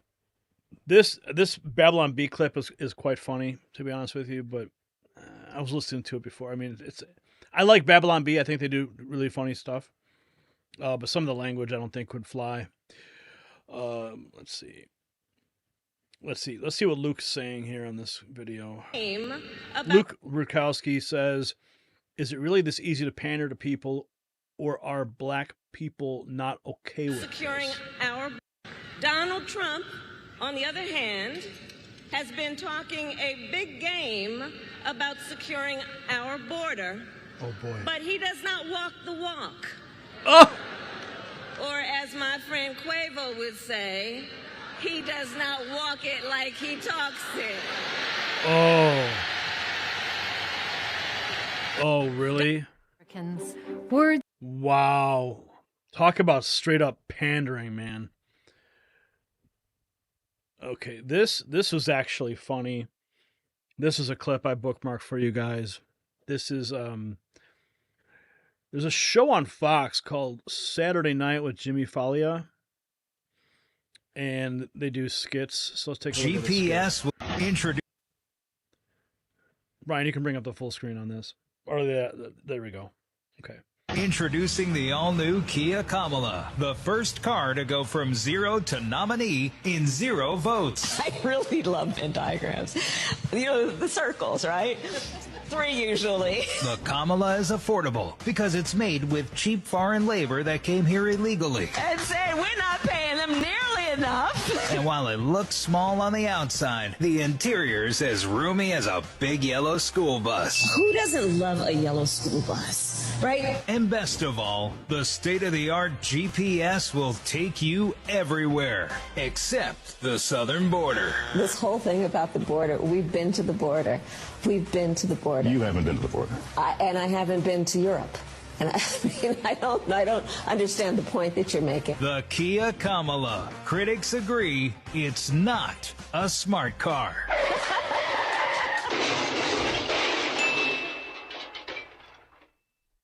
Wow.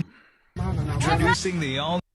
So, I thought that clip that Luke presented on his feed, the fact that she would go ahead and say Donald Trump doesn't walk the walk, and then she does some like throwback catchphrase and gets the whole stadium up in arms because they know what that means. I don't know what it means. It must be a reference that's specific to a demographic.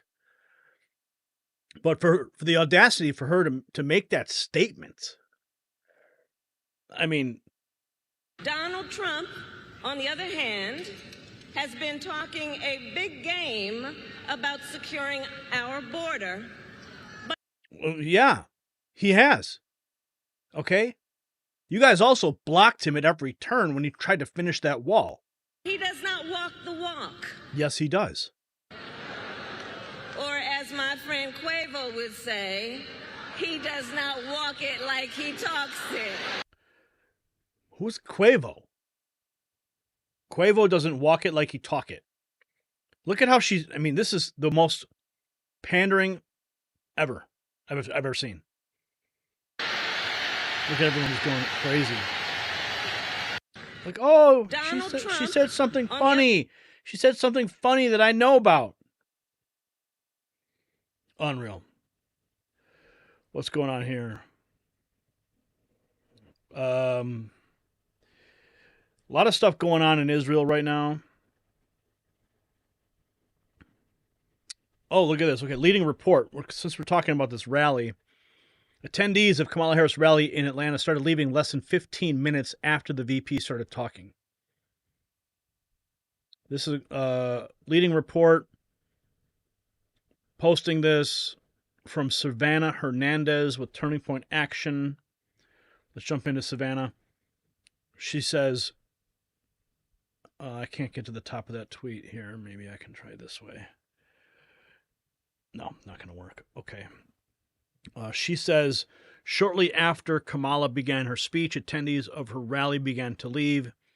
She hadn't even been talking 15 minutes before people started exiting. Oh, wow. Yeah, it was probably because, Brian's mentioning, did Megan, I don't know Okay, let's see here.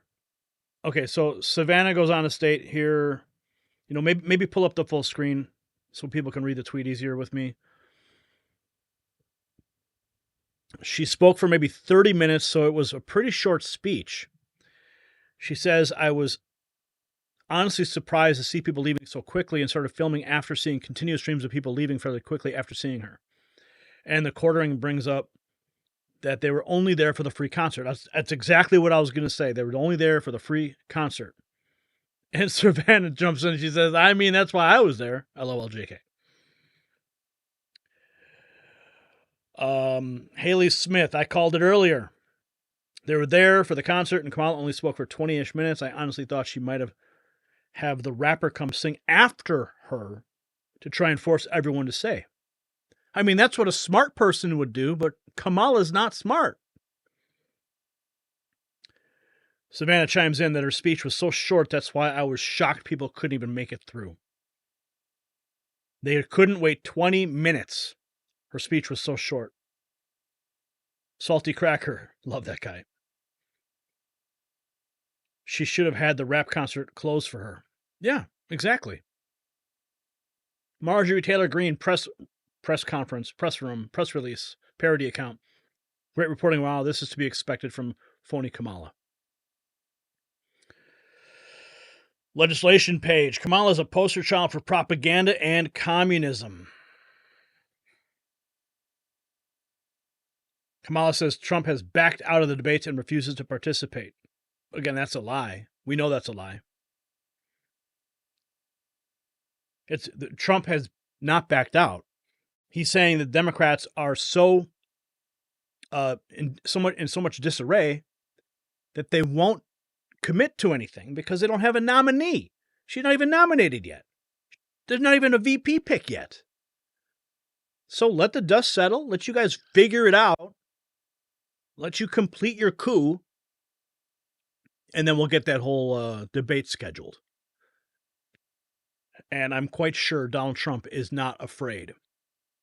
But, I mean, I can see the debate happening.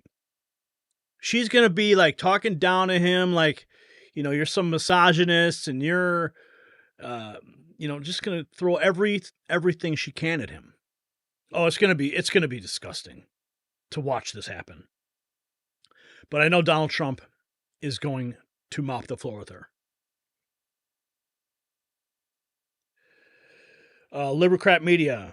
Let's see. I'm trying to figure out where these things are from. Makes sense. They were there for the free Megan Thee Stallion concert, not the special guest. You filmed 12 people. How do you know they were exiting facility? There was a free concert in Atlanta. Kamala Harris showed up. That's nice. That's funny. No one wants to hear her talk because she says nothing. Oh, it gets worse. What is this? The official seal of the vice president is not supposed to be used at political rallies.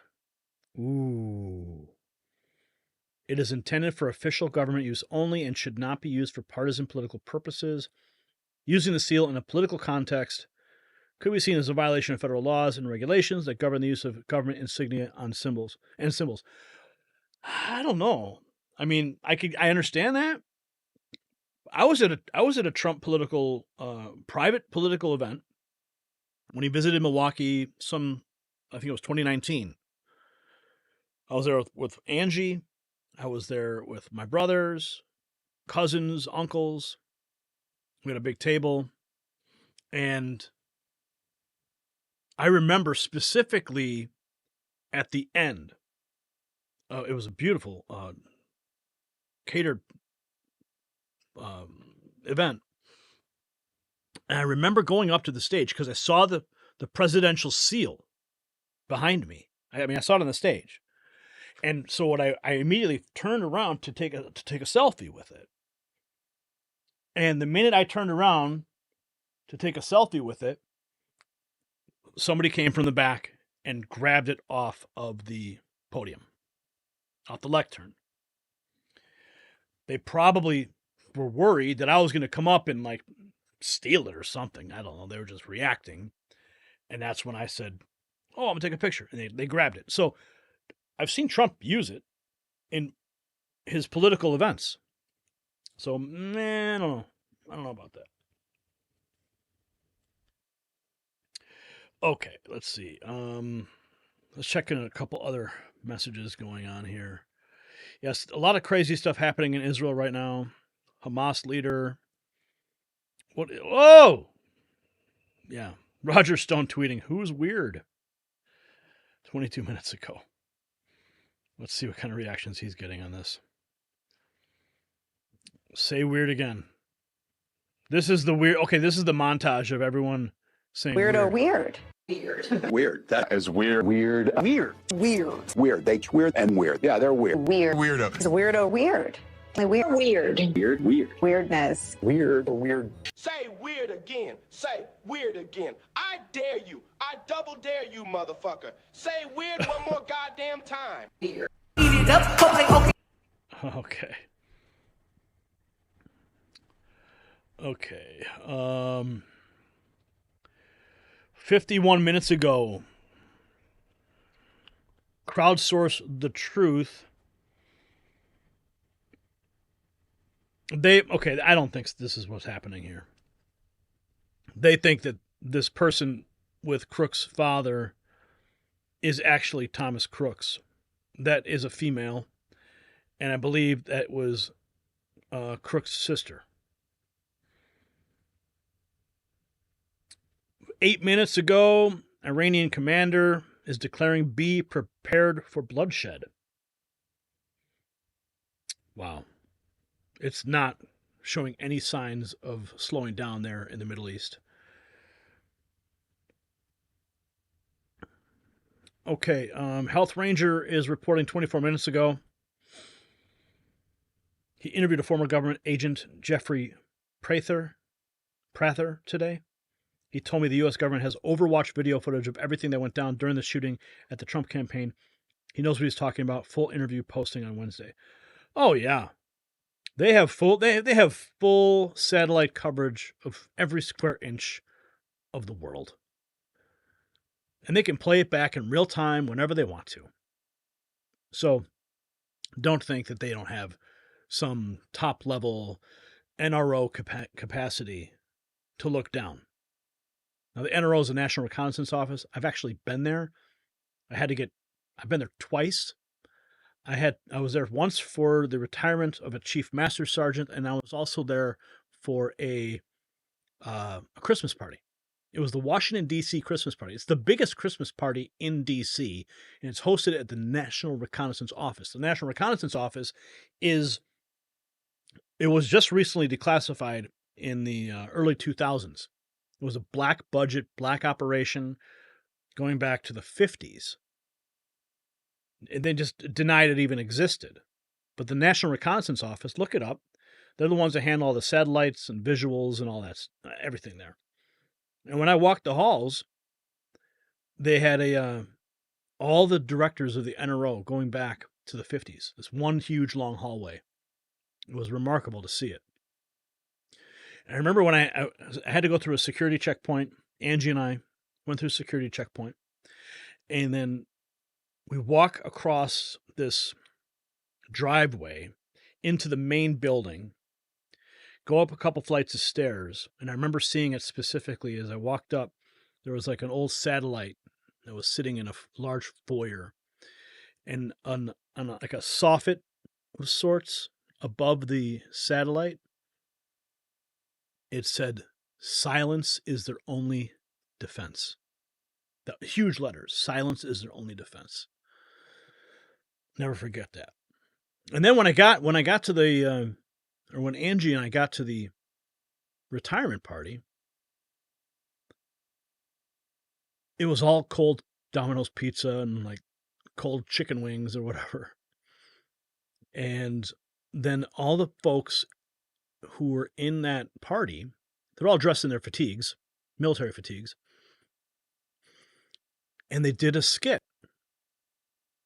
And they had little face masks of Hillary, Obama, and Bush. And they put on these like skits pretending to be each of these members of the administration. It was really interesting. I don't remember like the context of the skit, but it was really cool to be there. And I remember going, this is where it gets really wild. I went, Angie and we decided that we would go and get, there's a gift shop. There's a gift shop at the NRO. And we go into this gift shop, and inside, they have coffee mugs. I bought like a CIA coffee mug. But they have like all of these little alien figures, like plushy alien magnets and that type of thing. Like they're almost laughing at us about like extraterrestrial existence. Now, I don't want to go down that rabbit hole tonight, but I thought it was interesting that they had in the gift shop all this like alien stuff. And they had challenge coins. You could buy challenge coins. I bought a t-shirt, an NRO t-shirt. I think I even bought a CIA t-shirt. You could buy all kinds of like military government agency swag. It was pretty cool. And I remember also when we went to the NRO the next time, we went there because we had to actually call the CIA on like a recorded line and get a background check. Like we had to do this whole approval process so that we can get national security clearance to go into this facility. And I remember we had to do that twice. And when we went to the Christmas party, that was crazy. Because we're all dressed in like tuxedos and gowns. And I remember like just getting smashed. Just Angie and I just having a good time, drinking and dancing. And we were surrounded by federal agents. Surrounded by feds. CIA, FBI, NRO, politicians. I believe the vice president showed up. It was crazy. And then in the basement, we actually went into the basement of the NRO. So you go down in the basement, and then there's like this ring of like concrete cinder blocks. It's like really bland, really sterile cinder blocks that just seem to just probably connecting different buildings. And in the basement of the NRO, I can't believe I'm telling this story. They had a band that was set up, and they were doing like karaoke. And then they gave you all these little fake poker chips so you could go and play poker. That's what they were doing, all the poker. They were doing this like charity poker or whatever it was. And I remember, I'll never forget it. I definitely had my share of alcohol that evening. And I sang Gloria in the basement of the National Reconnaissance Office, a former classified black ops facility. Oh man! Now the reason that we were able to go in there, I know I'm like going way off track here, but the reason I was able to go in there was because we helped somebody named Scott Loper. This is back when we had RTR.org, the social network, and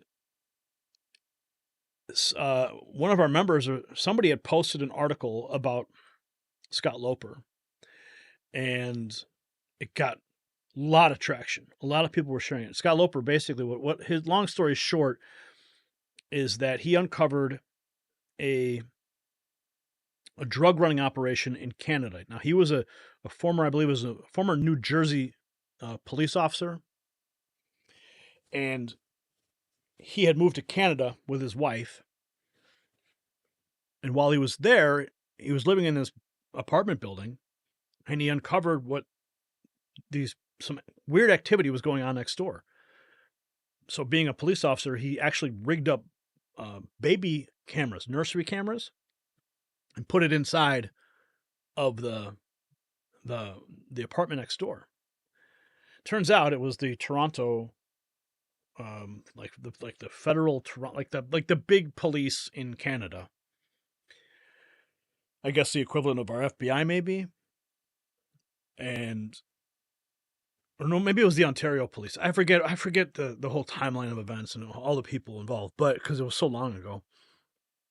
But what he uncovered was that they were basically taking drugs off the street and they were reselling them.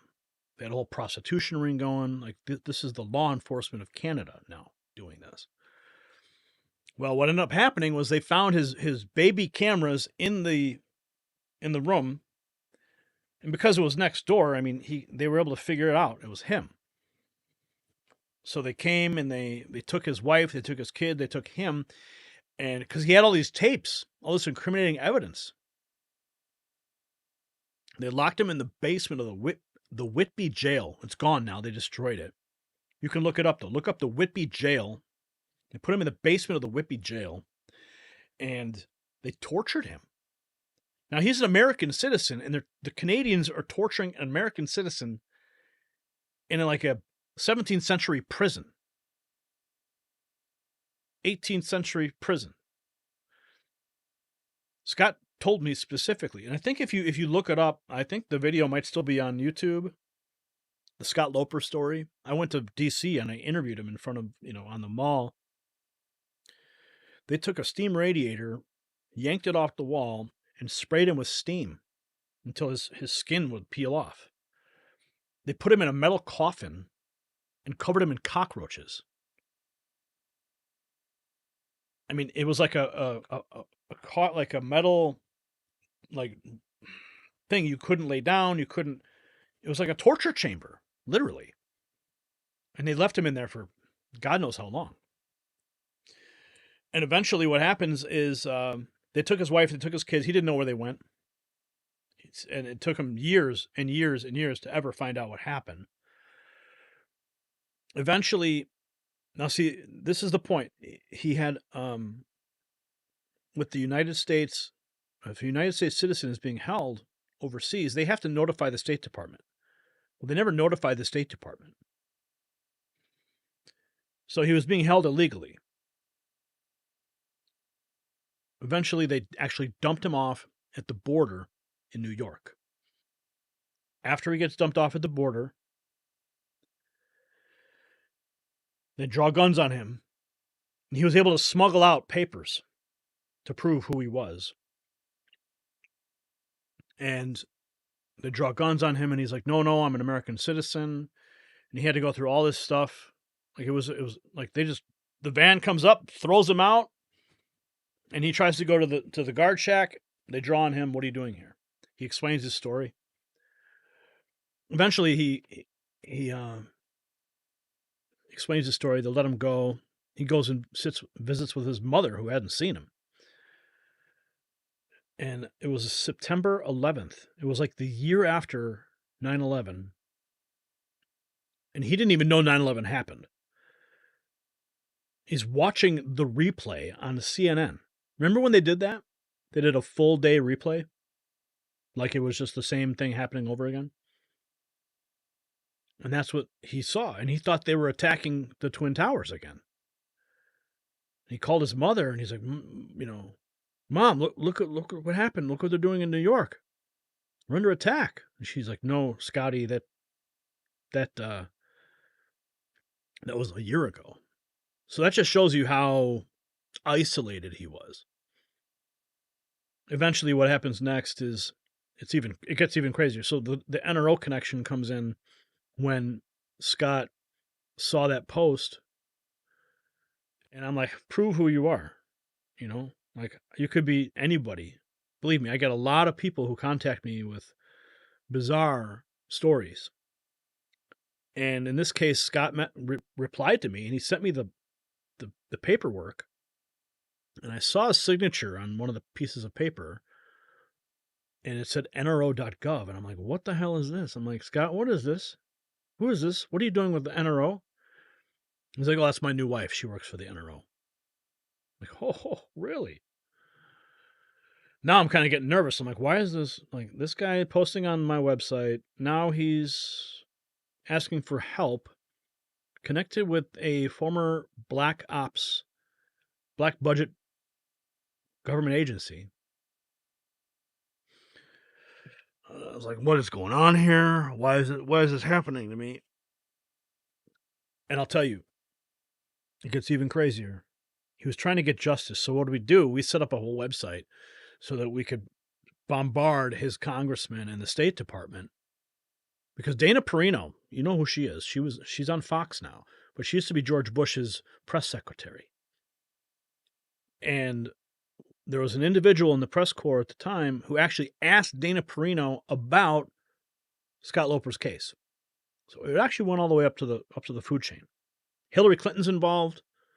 I mean, she knew all about it because she was the head. She was part of the State Department, and his congressman, I forget his congressman's name at the moment. But what we did to help him is we set up a website, and then we set up an email, like you could submit a form, and it would email like all the people at the State Department. It would email all the people like in his congressional office. And you could pick from different types of emails to choose from and different subject lines. And we put the message out to all of our people, all of our members at the time.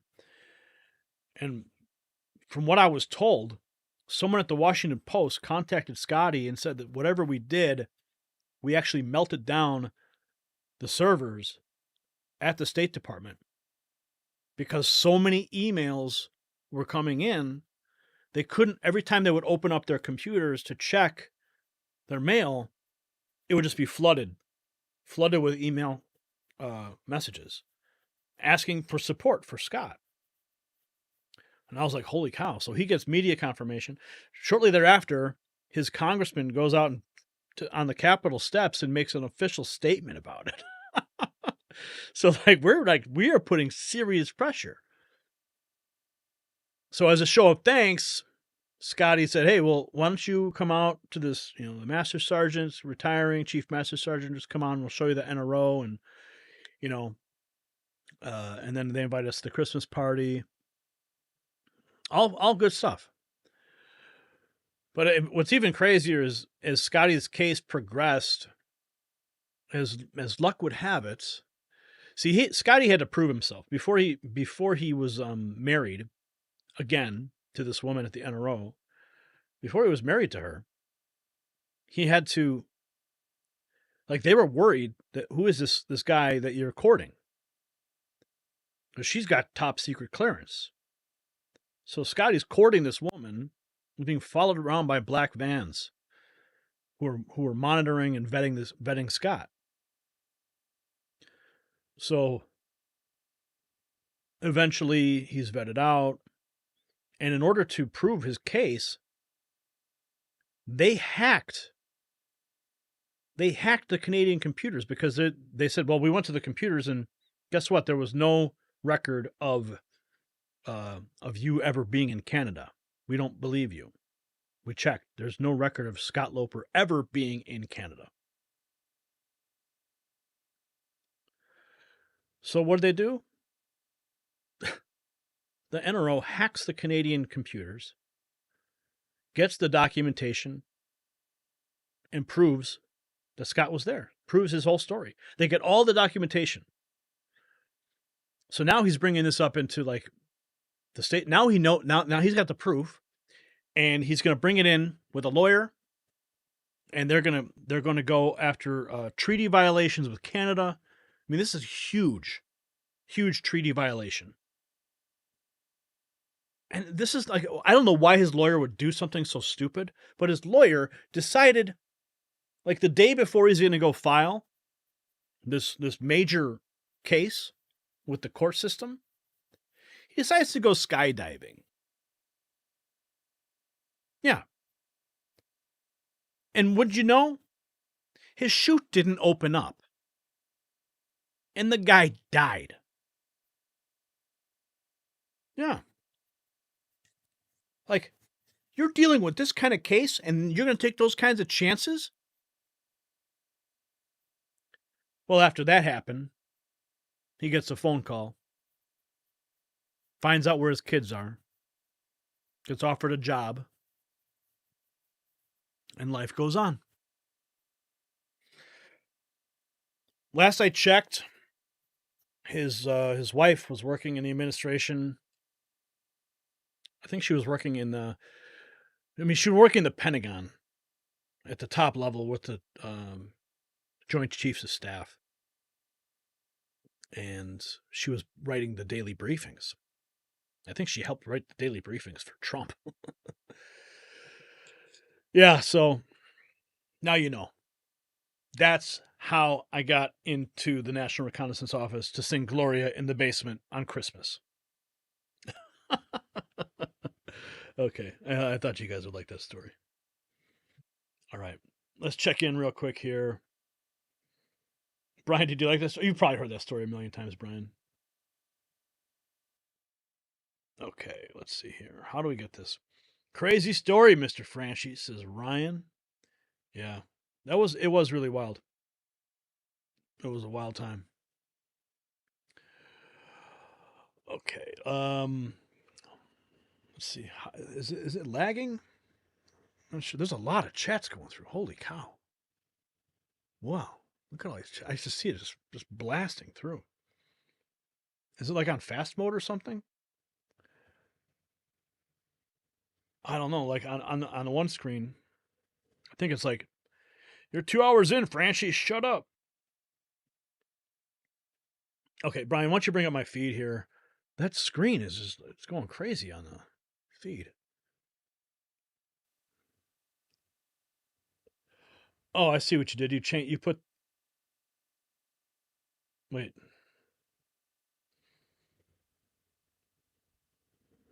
Okay. Anyway. Let's go back to. Okay, 9 minutes ago, H4750 just passed Libs of TikTok. Passed the Senate in Massachusetts. It would remove the word father on birth certificates in the name of legal parentage equality. It would also replace the terms man and woman with persons and replace mother with person who gave birth.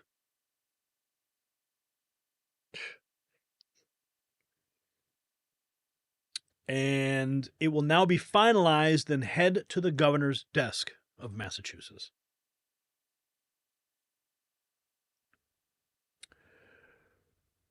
Though, oh wow. Striking out in lines the word his each time his appears.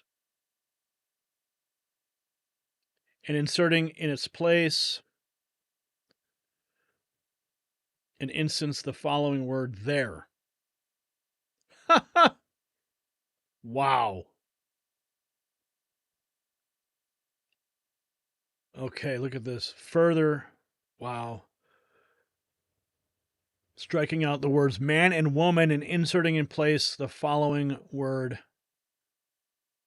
persons. Striking out the word mother, inserting in place the following word the person who gave birth.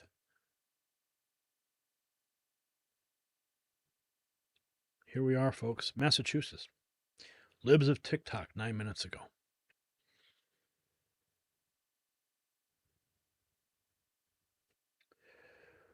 Knife attack in England. Horrible. Roger Stone.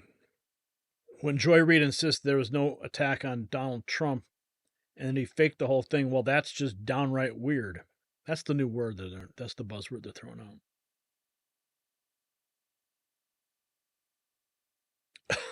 I love this meme. White dudes for Harris. Okay, 3 hours ago, we brought this up earlier, but yes, Laura Loomer has, Carrie Lake has won the Republican primary for U.S. Senate in Arizona. Now on to the general election where she will defeat Ruben Gallego. Oh, wow. TikToker, self-described feminist Liz Plank is tricking men into giving her their phone so she could sign them up for Kamala Harris' email list. The influencer says the men thought she was putting her Instagram into their phones as she flirted with them. Oh my. No, I'm not even going to play that, but you guys see what's going on here.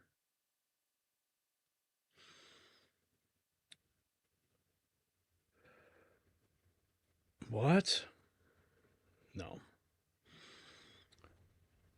What? Are you serious? Did Laura Ingraham really ask this question of Trump? Laura Ingraham, what are your pronouns? Donald Trump, I don't want pronouns. Laura Ingraham says, so you're fluid? Are you serious? No, I don't want pronouns alive. Kamala Harris in her Twitter bio, which I never noticed until this morning, states her pronouns as she/her. What are your pronouns? I don't want pronouns. I don't want pronouns. I saw So that. you're fluid? What is that? Nobody even knows what that means. Ask her to describe exactly what that means. Well, what is that? Why are people Nobody doing knows. That? Well, what is alive? Democrats like to say that no one needs an AR-15 for self-defense. That no one could possibly need all 30 rounds. But when this rifle is the only thing standing between your family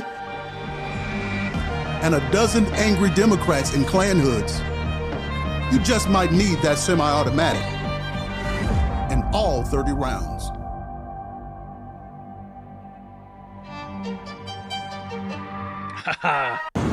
Ran into me. Ew. Because you're a trans. No.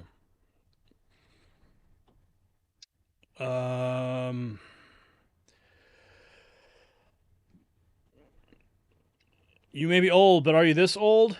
Ha ha ha. Windows 98. That's funny. Oh, yeah. Atari, baby. I remember when that came out. That was like the most remarkable thing ever. The cartridges. Remember Pitfall?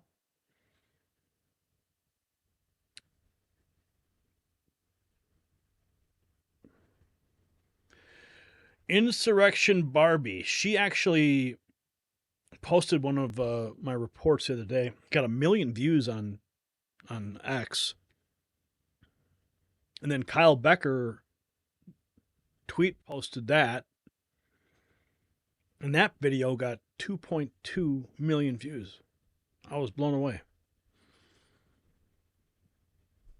Okay, this is going to be one of our last clips of the night. Let's see what this is about. This is Insurrection Barbie. There's not one chance on God's green earth that I would believe for 1 second that this is electable. Let's see what this is about. Affect the people of the United States. So Ukraine is a country in Europe. It exists next to another country called Russia. We campaign with the plan. Uppercase T, uppercase P. The plan. Do you plan to visit the border? Not today.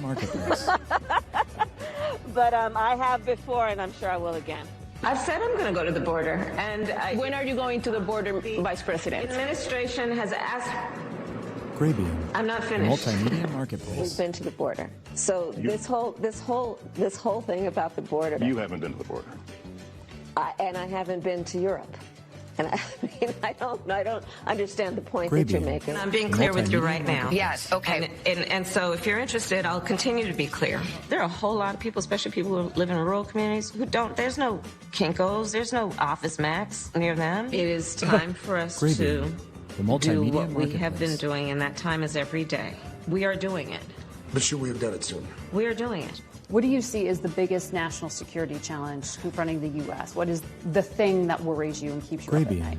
The multimedia marketplace. Frankly, one of them is our democracy. You don't feel misused or underused?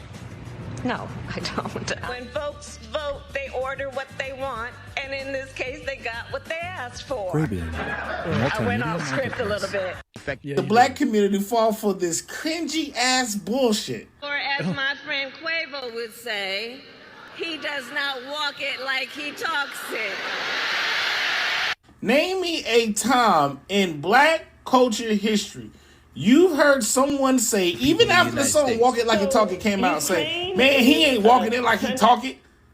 Nobody says that, bro. Nobody. Then on top of that, she has this weird accent. Where is this weird accent coming from? Because this is how you normally talk. Your vote is your power.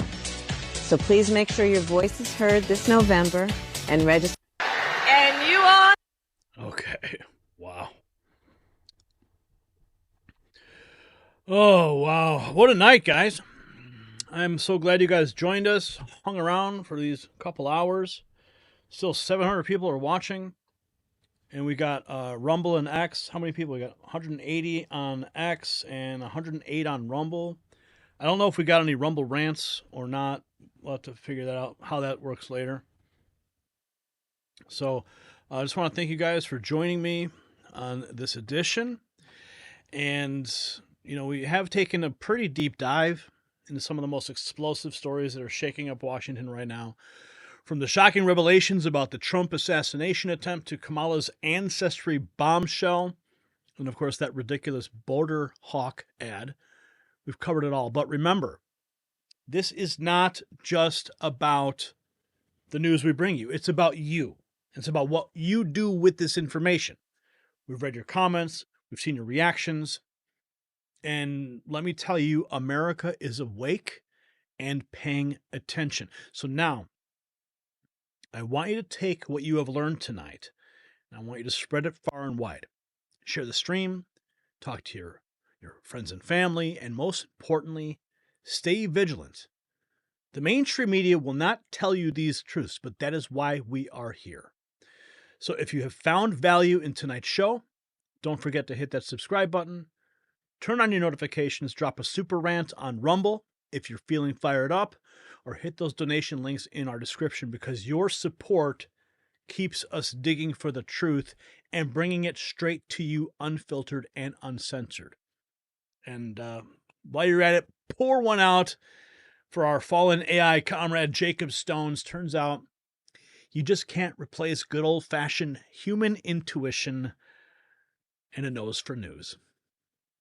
This is Gary Franchi signing off for the Raw Feed. Remember, the truth stops here. It starts here, and it starts with you. So stay informed, stay free, and we will see you next time. Good night, everybody.